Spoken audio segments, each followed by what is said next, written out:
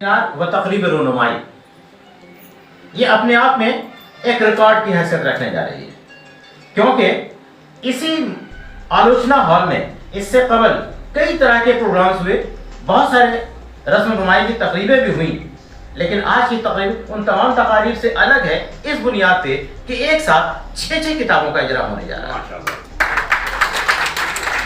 اور وہ کتابیں بھی ایسی جن کے مصنفین جو ہیں اپنے آپ میں ایک پہچان رکھتے ہیں، ادب کے بڑے نام ہیں، جس میں ایک بڑا نام ڈاکٹر عشرت بیتاب صاحب، ان کے افسانوں کا مجموعہ نایاب تھی وہ، آج اس کا اجرا عمل میں آنا ہے، جسے محترم ڈاکٹر عاصم شاہنواز شبلی صاحب کے دستہ مبارک سے اجرا عمل میں آئے گا۔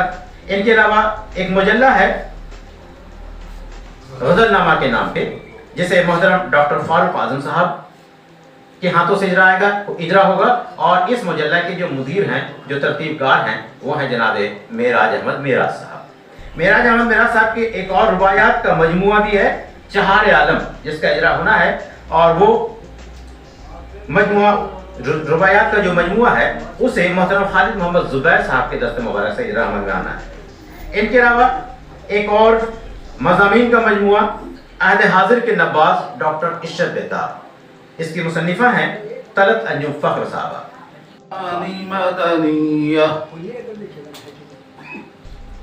بسم اللہ الرحمن الرحیم۔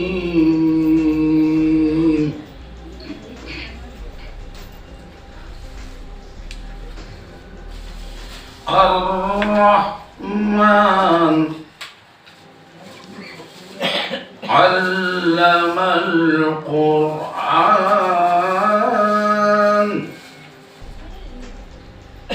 کا چہرہ قرآن ہے مکمل، میرے سرکار کا چہرہ بڑھ بڑھ کے لیا عرش پہ حوروں نے بلائیں، بڑھ بڑھ کے لیا عرش پہ حوروں نے بلائیں، بڑھ بڑھ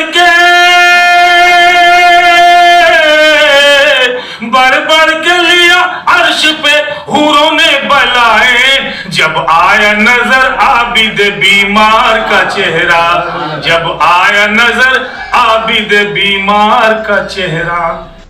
سہانا غزل کا سفر ہے، پتہ پوچھتے ہو تو اتنا پتہ ہے، ہمارا ٹھکانہ گلابی نگر ہے، مسافر ہے ہم تو۔ اس میں یہ کرشمہ ہے میرے رب کا زمانے والوں، یہ کرشمہ ہے میرے رب کا زمانے والوں، جل رہا ہے میری الفت کا دیا بارش میں، جل رہا ہے میری الفت کا دیا بارش میں۔ کاغذی ناؤ کا ایک سلسلہ ہے پانی پر، کاغذی ناؤ کا ایک سلسلہ ہے پانی پر، مشغلہ بچوں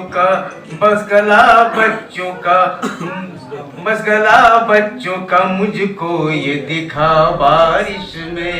کا نام ہی افسانہ ہے۔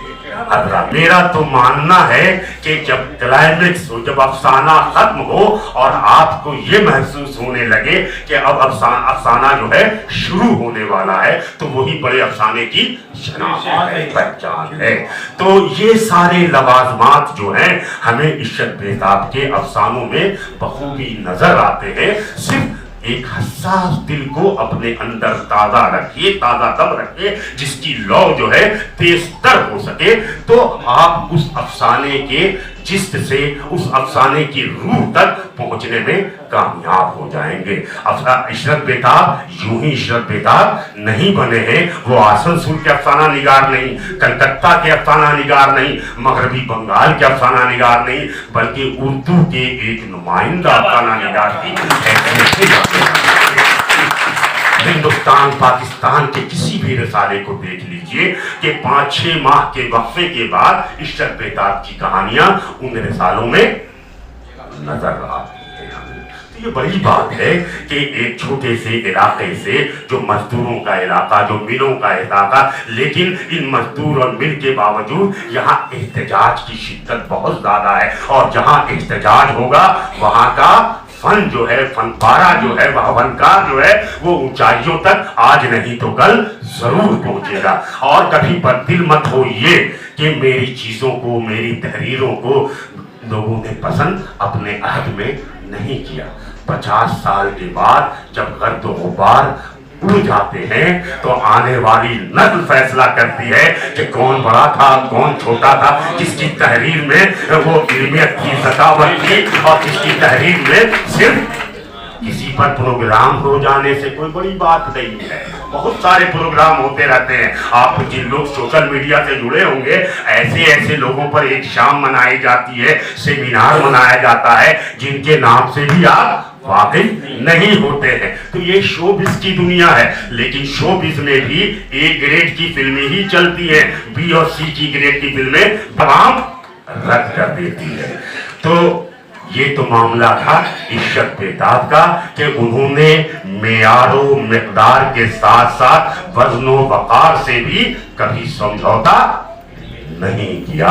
इसी के लिए आज इश्क बेताब की हैसियत से जाने जाते हैं। दूसरा अहम काम इश्क बेताब का अफसानों के बगैर देखेंगे तो यहाँ उनकी हैसियत एक लीजेंड की नजर आती है। मुझे ज़ाती तौर पे, आपको हो सकता है नजर ना आती हो, कि उन्होंने नई नस्लों के ज़हनों की आबियारी की। ये बहुत बड़ी बात है कि हमारे पीछे जो नस्ल आ रही है वो नस्ल हमारी जबान से वाकिफ है कि नहीं, हम जो लिख रहे हैं हमारे लिखे को पढ़ने वाला यहाँ मौजूद है या नहीं। तो इश्क बेताब ने अपने फनपारों के साथ साथ अपने कारी को भी अपने साथ रखा। ये बहुत बड़ी बात है नज़र के हवाले से। और अभी इनको बहुत सफर तय करना है, कई पड़ाव इनके सफर में आए, लेकिन अभी सफर का इख्तिताम नहीं हुआ है। लेकिन शायरी के हवाले से मुझे कहने दीजिए कि एक एतबार कायम कर लिया है हमारे मेराज अहमद मेराज ने, और वजह यही है कि उन्होंने शायरी को शायरी समझा। कि कहीं कहीं पर देखिएगा कि मेराज अहमद मेराज अपने शेरों में इनहिराफ भी करते हैं, और इनहिराफ जो लोग फीता लेकर के बैठे रहते हैं उन्हें नागवार गुजरता है कि ये इनहिराफ कैसे हो गया। अरे वो शायर है, उसे इजाजत दीजिए कि वो इनहिराफ करे, ताकि आप अच्छे शेर सुन सके, समझ सके, पढ़ सके। हम गालिब को क्यों नहीं बोलते? गालिब के लिए तो कहते हैं कि वहां उसकी जरूरत थी, वहां उसकी मजबूरी थी, इसलिए मुज़क्कर को मुअन्नस बांध दिया, मुअन्नस को मुज़क्कर बांध दिया। क्या गालिब पढ़ा लिखा नहीं था? गालिब क्या जाहिल था? शऊर फ़न से उसकी क्या वाक़ियत नहीं थी? बिल्कुल थी, लेकिन जानबूझ करके उसने किया था। वो हर चीज को जानता था, हत्ता के फिराक गोरखपुरी तक आप आ जाइए। फिराक गोरखपुरी के यहाँ भी, जिसको आप लोग कहते हैं कि तसामेहात हैं, तो ये तसामेहात वहां भी, जिसे मैं तसामेहात बिल्कुल नहीं कहता, ये शायर का हक है कि वो शेर को किसी तरह कहे, ताकि उस शेर में नुदरत, जिद्दत और हिद्दत कैफियत पैदा हो सके। तो इन 3 चीजों के लिए वो शायर शेर कहता है, वरना उसके इक्तिसाबात जो हैं, उसके जो मुदरकात हैं, उसके अंदर जो हिकमत है, उसके अंदर जो दानाई है, वो उससे बहुत अच्छी तरह मेराज अहमद मेराज वाकिफ है। उस शायरी के मनसब क्या हो सकते हैं, शायरी के लवाजमात क्या हो सकते हैं, उनके, इससे वो बहुत अच्छी तरह वाकिफ है। और तभी तो चार आलम जैसी किताब आ गई, वरना रुबाई कहने वाले शायर वो हिंदुस्तान हो, मगरबी बंगाल हो, आसनसोल हो, कलकत्ता हो, कल भी उंगलियों में गिने जाते थे, आज भी उंगलियों में गिने जाते हैं। और हमारे यहाँ वकी मंजर हैं जो बिल्कुल नाप तौल करके शेर कहते हैं, कभी दाएं नहीं देखते हैं, कभी बाएं नहीं देखते हैं। तो इसलिए कहने दीजिए मुझे, मैं उनके सामने ही कहता हूँ कि इसलिए कभी कभी उनकी गज़लें या उनकी रुबाइयात मुझे ज़ाती तौर पर सपाट नजर आती हैं, क्योंकि वो रिस्क लेना नहीं चाहते हैं। वो सोचते हैं कि मेराज क्या बोलेगा, तस्लीम तो गुजर गया, सलीम सरफराज क्या बोलेगा, अरे कलकत्ते से कहिए काकीनाडा से अहमद कमाल हशमी क्या बोलेगा, कोई कुछ नहीं बोलेगा। आप जो लिखिएगा उसी को वो समझेगा कि यही था, और जब वो आपको कमेंट करे इनबॉक्स में तो उसको आउट बॉक्स में जवाब दीजिए कि हमने कस्तन ऐसा किया था। आपने इनबॉक्स में क्यों जवाब मांगे, सवाल मुझसे किया, आउट बॉक्स में क्यों नहीं करते हैं। तो मेराज अहमद मेराज ने रुबाइयात भी कहीं, कसीर तादाद में रुबाइयाँ कहीं, और रुबाइयों कहने के लिए फन से वाकिफ जरूरी है, यानी बहर का जानना बहुत जरूरी है। जो शख्स बहर से वाकिफ हो